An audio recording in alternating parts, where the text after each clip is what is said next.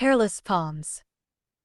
The emperor had just returned from a good hunt and was sitting contentedly with his courtiers in the Diwan-i-Khaz, the hall of private audience, at Fatehpur Sikri.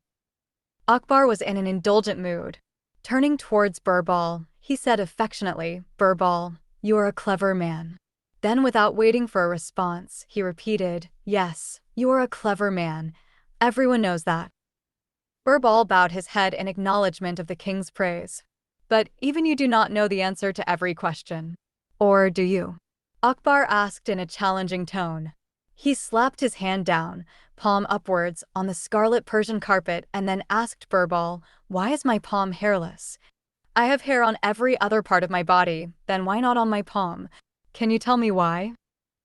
Once he had finished, Akbar leaned back on his throne feeling pleased with himself. Birbal was silent. Mullah Piazza dug his elbow into Raja Todar Mal's ribs and murmured, "Our clever Birbal seems to be in a fix this time. May I answer your question, Alam Pana?" Birbal asked. "By all means," Akbar replied. "My lord, you are the most munificent of rulers. There would not be a single poor or needy man who has not sung your praises. The palms of your gracious hands are so generous. An endless stream of coins passes through them. That is the reason why they are hairless. Hair has no chance to grow on your ever-bountiful palms." Akbar was both pleased and disappointed, pleased at Birbal's clever reply and disappointed that Birbal had outwitted him yet again. But the emperor was not one to give in so easily.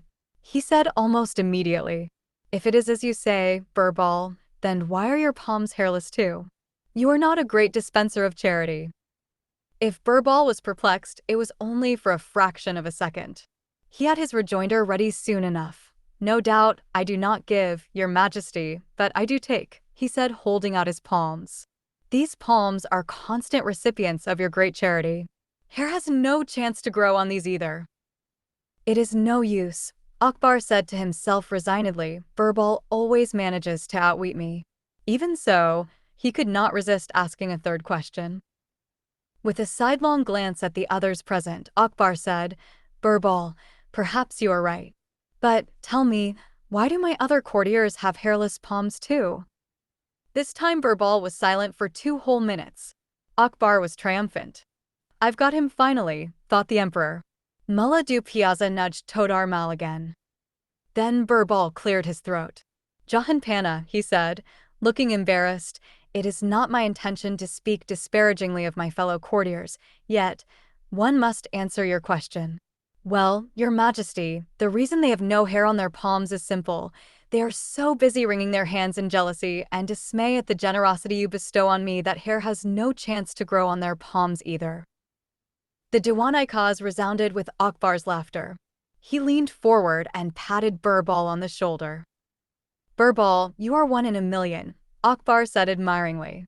"I would not exchange a man of your wit for all the coins in my treasury."